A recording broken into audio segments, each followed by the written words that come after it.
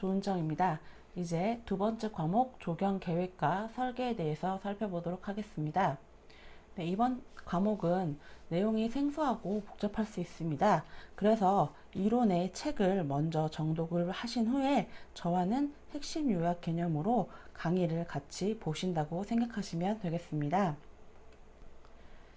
네, 이번 과목은 두 개의 챕터로 나누어져 있는데요. 첫 번째는 조경 계획, 두 번째는 조경 설계입니다.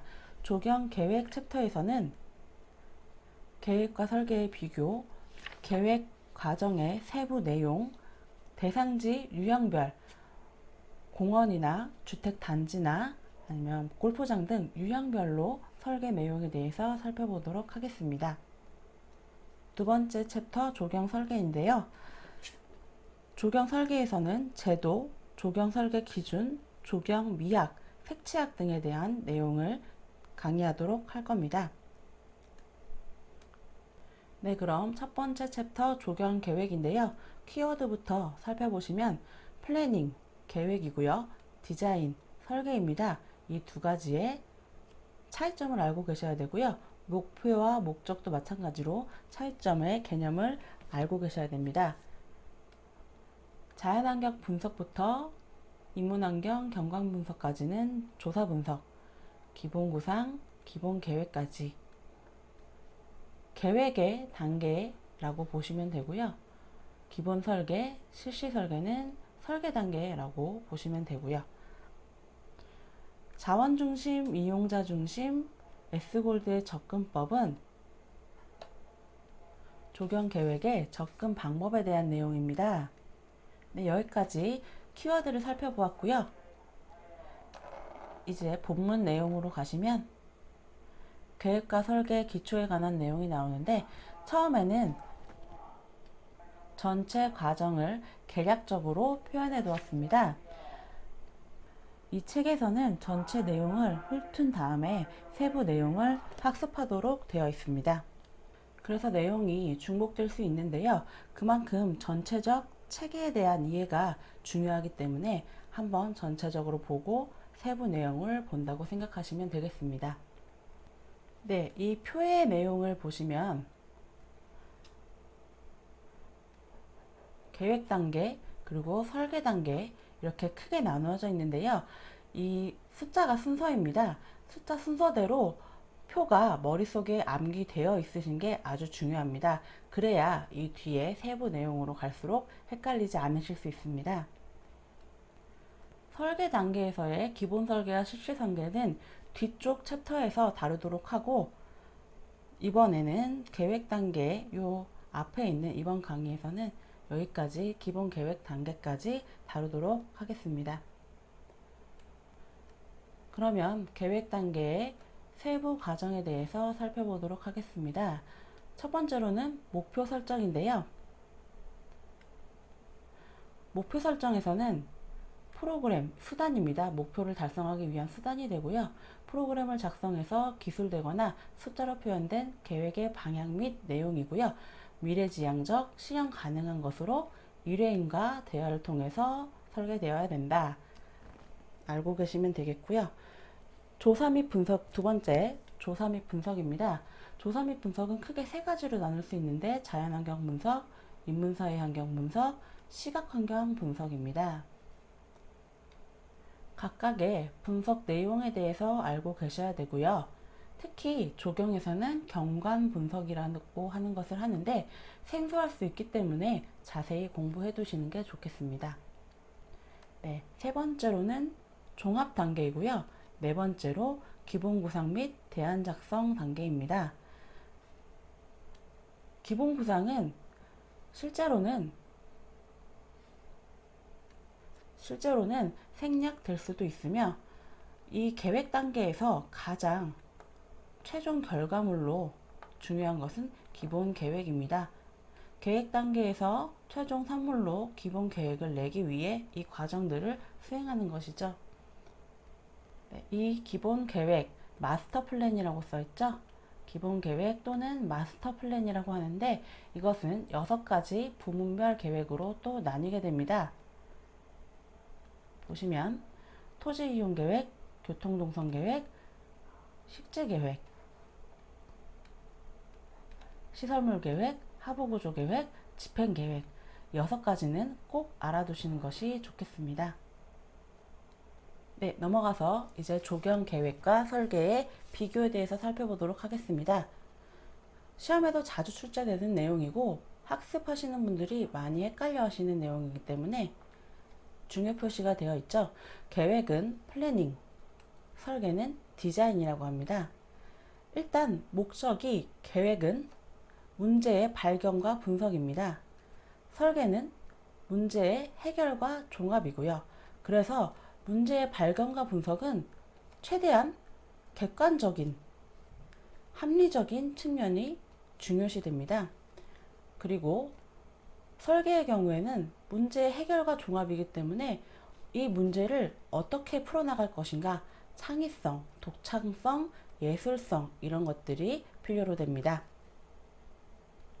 또한 이 두 가지의 표현의 차이가 있는데 조경 계획은 합리적인 그런 측면이 요구되면서 서술식으로 표현하게 되고요. 조경 설계는 도면이나 어떠한 그림 이런 구체적인 표현 방법으로 표현할 수 있습니다. 네, 우리는 실생활에서 인생 계획, 인생 설계 이 두 가지 용어를 섞어서 많이 사용합니다. 그래서 학습자분들이 헷갈리시지 않도록 이 개념을 명확하게 구분해서 차이를 알고 계시는 게 중요합니다. 이제 다음으로 넘어가시면 조경 계획의 접근 방법인데요. 조경 계획의 내용을 수립할 때 어떤 것을 중심으로 할 것인가, 어떤 것이 집중이 될 것인가 이런 내용인데요. 자원을 우선적으로 할 것인가 아니면 이용자를 우선적으로 할 것인가 입니다. 예를 들면 어떠한 공원을 계획하고자 할 때 도시공원 같은 경우에서는 주로 이용자 중심으로 계획하게 됩니다. 그 이유는 도시 안에 우리 동네에 그 소공원이 설치되는 곳이 그곳이 경관이 수려하기 때문에 소공원이 설치되는 것은 아닙니다. 이용자들이 많이 이용할 수 있고 수요가 있기 때문에 설치되는 것입니다. 이런 식으로 이용자 중심으로 설치하느냐 아니면 자원 중심으로 설치하느냐 접근 방법의 차이가 있을 수 있습니다. 네, 시험에서는 이 이용자 중심의 접근 방법 중 S골드의 레크리에이션 계획의 접근 방법 5가지 시험에 자주 출제됩니다. 이 5가지는 꼭 알고 계시되 2가지를 헷갈리지 않으셔야 되는데요. 활동 접근법과 행태 접근법은 다른 접근 방법입니다. 활동 접근법은 과거 사례를 토대로 계획하는 것이고요. 행태 접근법은 이용자의 선호도 또는 만족도, 이용 패턴 이런 것들을 분석해서 접근하는 방법입니다. 네, 이제 다음으로 넘어가서 조경 계획 과정에 대해서 살펴보도록 할 건데요. 여기서는 조사 분석, 종합, 기본 구상과 기본 계획까지 내용에 대해서 세부적으로 살펴보도록 할 겁니다. 첫 번째로 조사 분석 내용입니다. 조사 분석 내용은 크게 3가지로 나뉜다고 했는데 자연환경 분석, 인문환경 분석, 경관 분석입니다. 네, 첫 번째 자연환경 분석부터 살펴보도록 하겠습니다. 자연환경 분석에서 가장 우선적으로 수행되어야 할 부분은 측량이나 도면 준비와 답사입니다. 지형을 파악해야 하는데 측량의 종류라든지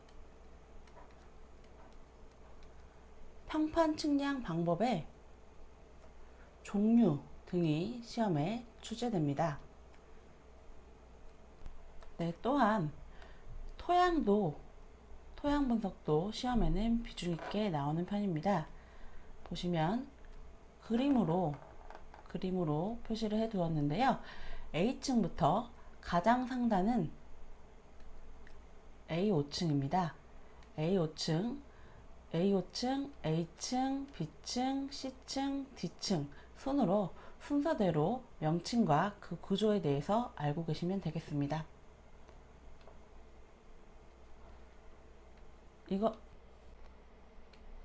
네, 다음 자연환경 분석의 내용은 지형인데요. 지형도는 세 가지 종류, 5만분의 1, 2만 5천분의 1, 5천분의 1 종류 세 가지가 있으며 5만분의 1이 가장 소투척입니다. 오른쪽 참고해 보시면 지형도별 등고선의 간격이 나와 있는데요. 중요합니다. 등고선이란 일단 같은 높이의 지점끼리 연결해서 만든 선이죠. 그런데 이 지형도별 등고선의 간격이 축척에 비례해서 증가되지는 않습니다. 예를 들면 5,000대 1이랑 25,000대 1 이게 5분의 1 차이가 나야 하는데 그렇지 않죠. 이런 식으로 우리가 약속해서 정한 것이기 때문에 외우시는 게 좋습니다. 이렇게 지형도에서 지형을 파악하기 위해서는 정북방향, 축척, 등고선 및 지조 제작일, 최고점과 최저점, 등고선 간격 및 완경사와 급경사, 계곡과 능선, 산봉우리, 웅덩이, 절벽, 폭포 이런 것 등을 확인할 수 있어야 합니다. 네, 그리고 경사도가 나왔는데요. 아주 중요합니다. 시험에 출제 비중이 아주 높고요. 꼭 알고 계셔야 하는데 일단 경사도는 수평거리 분의 수직거리를 퍼센트로 나타낸 값을 말합니다. 가장 간단한 예를 들어 설명드리면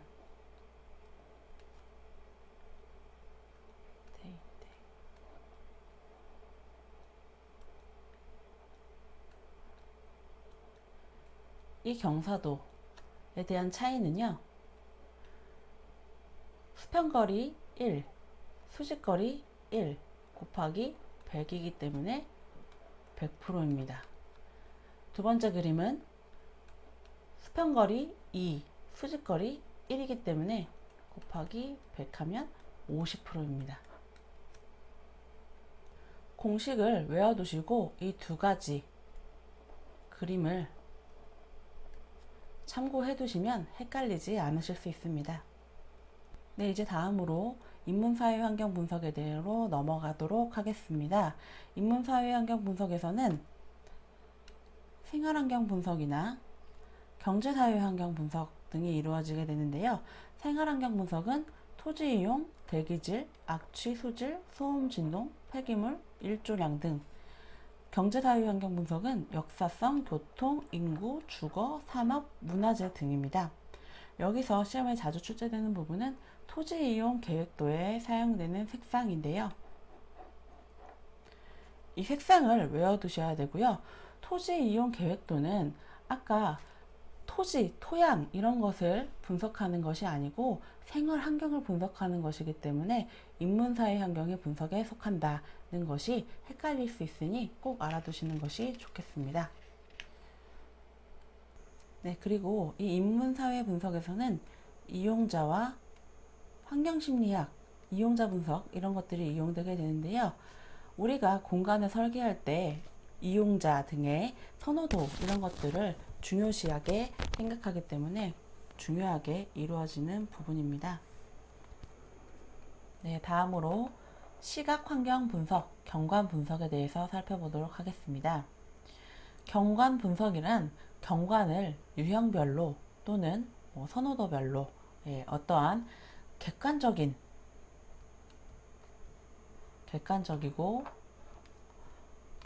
지표를 측정해서 물리적 지표와 심리적 지표를 분석하는 것입니다. 여기서 시험에 자주 출제되는 부분은 케빈 린치의 기호화 방법, 그리고 리튼의 시각회랑에 의한 방법인데요. 이 케빈 린치의 기호화 방법은 기호를 이용해서 어떠한 물리적 상태를 이미지화하는 것입니다. 이 사람은 도시 이미지 형성에 기여하는 5가지 물리적 요소를 주장하였는데요. 통로, 모서리, 지역, 결절점, 랜드마크 5가지 모두 중요합니다. 그리고 리튼의 시각회랑에 의한 방법은 경관을 유형별로 분류하여 분석하는 방법인데요. 표로 보시면 경관을 기본 유형, 보조 유형으로 나눴고 경관 요소를 구분해 두었습니다. 네, 이 부분은 시험에 아주 자주 출제되기 때문에 자세히 설명해 보도록 하겠습니다.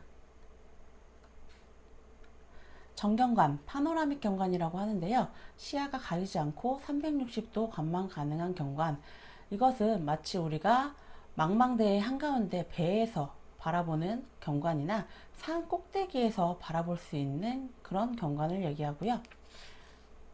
지형 경관. 이것은 지형의 특징을 나타내며 관찰자가 강한 인상을 받으며 경관의 지표가 되는 경관. 예를 들면 흔들바위 같은 것들 있죠. 산 위에. 그러면 이 흔들바위가 강한 인상을 줄 수 있어서 이것의 대표가 되는, 지표가 되는 역할을 할 수 있죠. 또한 예를 들면 정자목 같은 것입니다. 누가 뭐 약속을 정할 때 큰 나무 밑에서 만나자 이런 식으로 그 큰 나무 자체가 그 지표가 되는 그런 것을 이야기합니다. 위요경관 중요한데요. 용어가 생소할 수 있죠. 위요경관은 중심 공간이 평탄지로 이루어지고요. 주변을 숲이나 산의 수직적 요소로 둘러싸여져 있는 그런 공간을 말하는데요. 이게 위압감을 드는 것이 아니라 안정감을 줄 수 있는 긍정적인 느낌의 그런 공간입니다. 예를 들면 숲으로 둘러싸여져 있는 숲 중에 호수 같은 것들입니다. 수직적 요소로 둘러싸여져 있고 호수는 이런 평탄한 중심 공간이 있는데 이런 것들을 위요 경관이라고 합니다. 다음 초점 경관인데요. 초점 경관은 오른쪽에 통경선 또는 비스타와 같이 알아두시는 것이 좋겠습니다. 시선이 한 점이나 선으로 집중되게 하는 경관 수법 또는 경관입니다. 다음은 보조 유형인데요.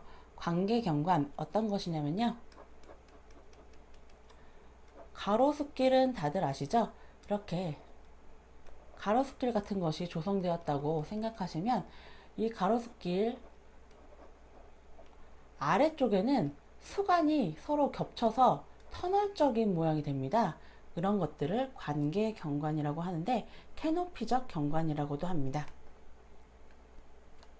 그리고 세부 경관은 세부적 요소에 치중되는 경관, 일시 경관은 어떤 기상 상태 또는 계절 이런 것들에 대해서 모습이 달라지는 경관을 의미합니다.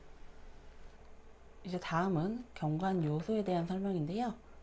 경관 요소는 아래 표로 자세히 살펴보도록 하겠습니다. 네, 경관은 우세 요소와 가변 요소로 이루어져 있는데요. 표에서는 우세 요소를 자세하게 설명해 두었습니다.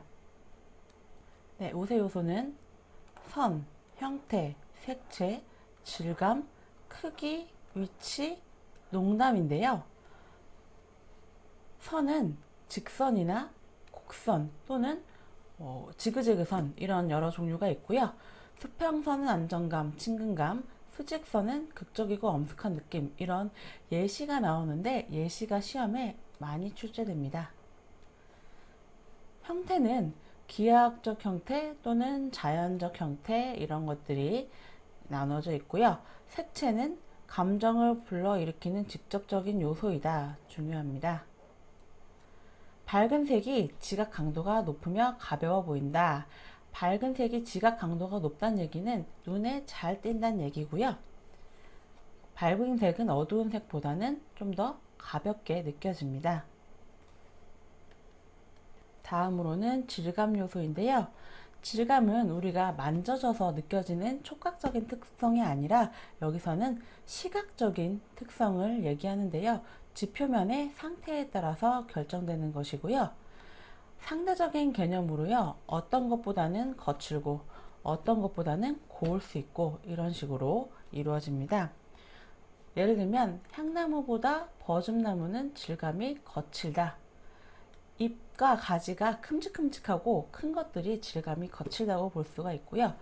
자갈포장과 모래포장을 비교했을 때는 자갈포장이 그 크기가 입자가 크죠. 이런 자갈포장은 크고 모래포장은 입자가 고운데 이런 입자가 고운 것이 질감이 곱다라고 표현합니다. 크기와 위치는요, 큰 것일수록 그리고 높은 곳에 위치할수록 지각 강도가 높다. 눈에 잘 띈다는 얘기고요. 다음은 농담입니다. 색깔이나 명암의 짙음이나 옅음을 얘기하고요. 시냇물, 연못 이런 것을 비교해보면 시냇물이 투명하고요. 연못은 좀 더 짙죠. 이런 것들을 농담이라고 합니다. 네, 여기까지 세 가지 분석 내용에 대해서 살펴보았고요. 이제 이 분석 내용을 토대로 종합이 이루어집니다. 종합 단계에서는 기능, 규모, 구조, 형태, 관련 법규 이런 것들을 최종적으로 분석하게 되고요. 이제 기본 구상과 기본 계획 단계로 넘어갑니다. 기본 구상은 실제로는 생략도 많이 가능한 부분인데요. 물리적 공간적 윤곽의 기초로서 버블 다이어그램이나 간단한 그림, 계략적으로 표현할 수 있습니다. 기본 계획은 먼저 전제를 작성하고 기본 아이디어를 도출해낸 뒤 이것으로 대안을 작성한 뒤에 장단점을 비교해서 최종안을 선택하는 것인데, 이 최종안이 마스터 플랜입니다. 계획 단계에서의 최종 산물이라고 했고요. 이 마스터 플랜은 6가지 부분별 계획으로 이루어지는데 이것을 꼭 알고 계시는 게 중요하다고 하였습니다. 설명에서 기본 구상은 다이어그램 등으로 표현한다고 했는데, 다이어그램 개념도인데요. 개념도 오른쪽에 참고 그림에 나와 있죠. 가운데 빗금 쳐져 있는 부분은 주 동선이라고 볼 수가 있고요. 각각 공간의 용도, 그리고 크기나 위치, 그리고 공간별로 기능과의 관계 이런 것들을 고려해서 표현하도록 합니다. 이제 계획 단계의 결과물인 기본 계획, 마스터 플랜에 대해서 살펴볼 건데요. 6가지 부분별 계획에 대해서 자세하게 살펴보도록 하겠습니다. 첫 번째, 토지 이용 계획인데요. 땅의 쓰임새를 정하는 것으로 토지 이용 분류, 다음 적지 분석, 종합 배분 순으로 이루어집니다. 그리고 식재 계획, 식재 계획은 자생 수종을 선택하고 기후 여건 또는 공간 성격 이런 것에 적합하도록 해야겠죠. 녹지 체계는 분산식, 방사식, 환산식, 방사환산식, 대상식 등이 있는데 이 용어 정리에 자세하게 설명이 되어 있으니 읽어보시기 바랍니다. 다음으로 교통 동선 계획인데요. 차량 동선은 직선 도로로, 보행 동선은 우회하더라도 쾌적하고 전망이 좋은 곳으로, 그리고 산책로의 최소 폭은 1.2m 알아두시면 되겠고요. 교통 동선 체계는 유형이 5가지 정도로 나뉘는데요. 격자형, 위계형, 루프형, 대로형, 우회 전진형입니다. 시험에 자주 나오는 것은 대로형, 쿨대삭 형태인데요. 오른쪽 용어 정리에 설명을 해두었죠. 도로체계의 한 형태로 막다른 길을 조성해서 통과 교통을 최대한 배제하고 주거 환경의 안전성을 확보할 수 있는데 접근성이 떨어지는 단점이 있다. 어떤 형태를 얘기하냐면요.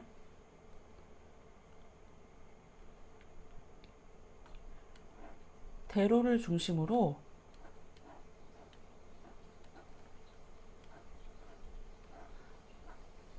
각 블록이 나누어져 있죠. 그렇다면 이 각 블록에 도달할 때 교통 동선 체계를 들어가서 다시 나오는 방향으로 이렇게 막다른 길을 조성하는 겁니다. 막다른 길을 조성해서 통과 교통을 통과시키지 않고 다시 돌아 나오게 하는 방법인데요. 불어라서 용어가 생소하죠. 쿨대삭이라고 합니다. 알아두시면 되겠습니다. 다음 시설물 계획인데요. 공원법상으로는 조경 시설물은 상부 구조의 비중이 큰 시설물을 얘기합니다. 그래서 안내시설, 편익시설, 휴게시설, 조명시설, 관리시설, 경계시설, 놀이시설, 운동시설, 장애인용 시설 등이라고 보시면 되겠고요. 시설을 배치할 때 보통 장방형 건물은 등고선의 긴 장축 방향과 일치하도록 배치한다 라고 나와 있는데요. 등고선이 이런 식으로 조성되어 있으면 등고선의 긴 장축 방향 이쪽입니다. 장축 방향과 일치하도록 건물을 배치한다는 얘기입니다.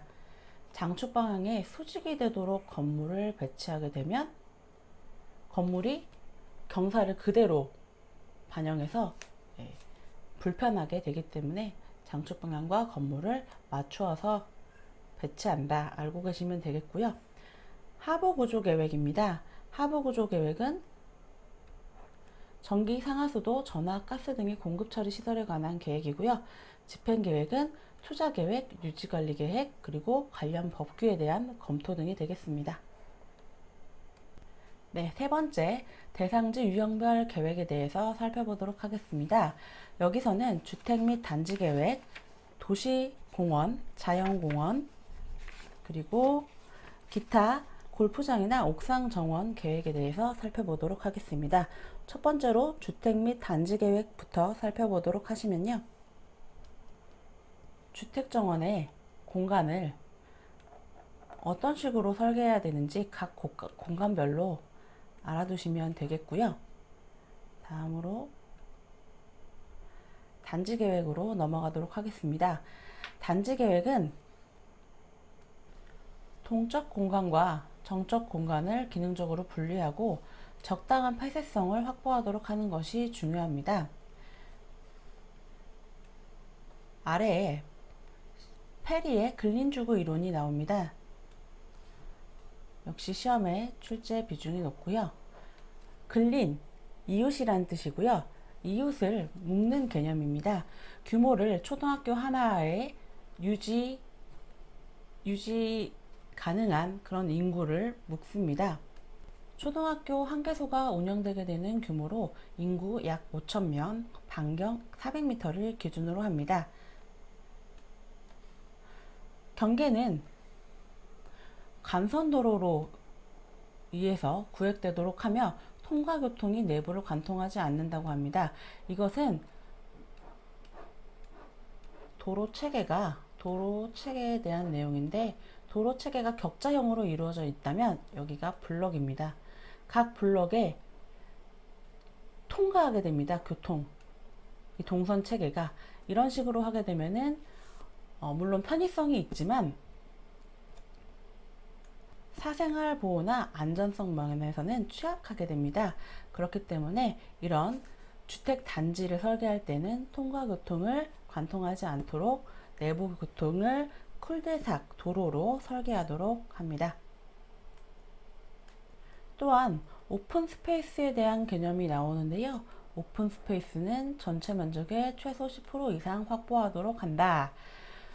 오픈 스페이스에 대한 설명은 아래 도시공원 및 녹지에서 이어서 하도록 하겠습니다. 네, 오픈 스페이스라는 것은 넓은 의미에서 건물로 차지되지 않은 모든 대지를 포함하는데요. 광장, 도로, 녹지 이런 것들을 주로 포함하게 됩니다. 최근에 도시인이 공공으로 사용하는 여가 선용의 장소로서 그 효용성이 강조되고 있기 때문에 꼭 알아두시는 것이 좋겠습니다. 오픈 스페이스의 유형에는 도시공원, 녹지 또는 각종 도시 계획시설, 지역, 지구, 구역 이런 것들로 나눠지니 한번 읽어보시는 것이 좋겠습니다. 다음으로 도시공원의 종류와 특성에 대해서 살펴보도록 할 건데요. 도시공원의 분류표가 나와 있습니다. 이것은 출제 비율이 매우 높습니다. 꼭 암기해 두시기 바랍니다. 도시공원은 소공원, 어린이공원, 근린공원, 그리고 주제공원으로 나뉘게 됩니다.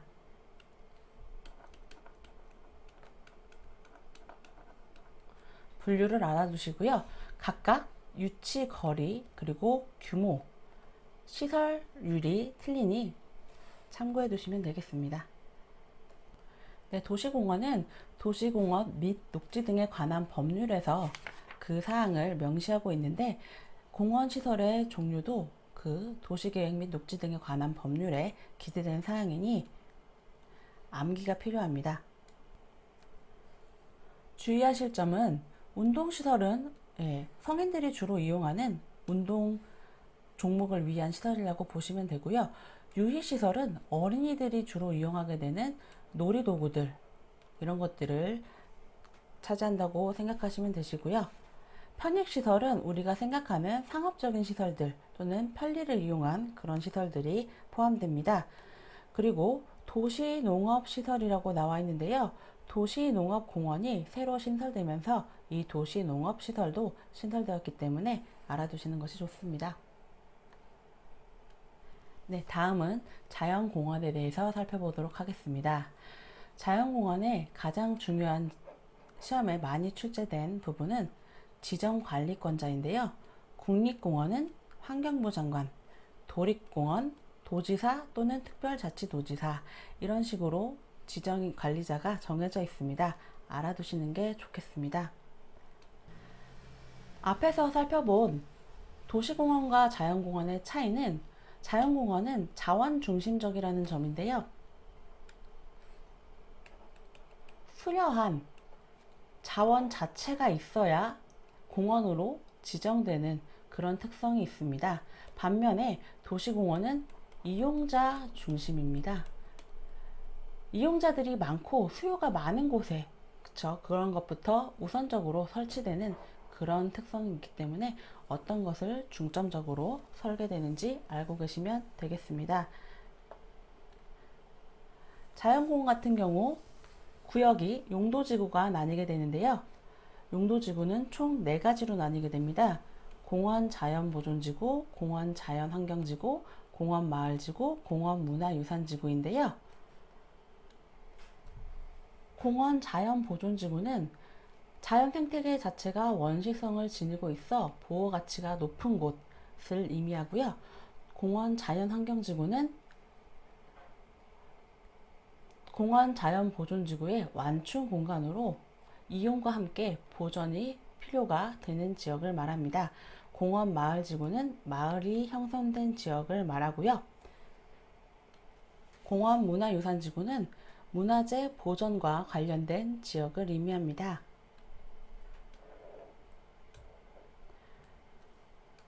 다음 기타 부분에서는 리조트, 골프장, 옥상 정원 등을 살펴보게 되겠습니다. 네, 리조트는 일상생활권에서 일정 거리 이상 떨어져 있는 좋은 쾌적한 자연환경 속에 위치해서 정적인 공간에 활동적인 레크리에이션이 더해진 형태, 알고 계시면 되겠고요. 골프장 중요합니다. 골프장 내용은 시험에 꼭 출제됩니다. 보시면 홀의 구성이라고 나와 있는데요. 8개 홀을 기준으로 72타를 이루는 경기이고요. 티, 페어웨이, 그린, 벙커, 해저드, 러프, 에이프런, 각 지역별 특성을 알아두시고요. 각 지역별 사용하는 잔디, 특히 그린에는 벤트그래스를 사용한다, 이런 점이 자주 나오니까 알아두시는 것이 좋겠습니다. 네, 다음은 옥상 정원에 대해서 살펴보도록 하겠습니다. 옥상 정원은 환경 조건 자체가 특별히 관리가 많이 요구됩니다. 바람이 많고 건조하고 직사광에 노출되고 그렇기 때문에 적당한 스모크 배식이 중요한데요. 옥상 정원에서 가장 중요한 요소는 하중 문제입니다. 그 다음으로는 배수와 방수 문제입니다. 하중 문제이기 때문에 전체 면적에서 정원의 면적을 3분의 1 이하로 하고요. 수종 선택 시 천근성 수종이나 관목을 선택한다고 하는데요. 천근성 수종은 뿌리가 얕고 넓게 퍼지는 특징이 있는 수종들을 의미합니다. 그리고 토양 경량제를 사용해서 하중 문제를 어느 정도 해결할 수 있는데요. 토양 경량제는 펄라이트, 버미큘라이트, 피트모스, 부엽토 등을 얘기합니다. 이것들은 암석을 고온에 튀겨서 낸 그런 구조이거나 익기 말린 것 또는 낙엽 말린 것 등인데요. 이런 인공 경량토 등은 보비력과 보수력도 우수하기 때문에 아주 유용합니다. 또한 하중 문제 때문에 식재 토심에 대한 설계도 매우 중요한데요. 식재 토심 깊이에 대한 내용이 시험에 자주 출제되니 이 표를 외워두시는 게 좋겠습니다. 네, 여기까지 챕터 1 조경 계획을 요약해서 같이 살펴보도록 하였습니다.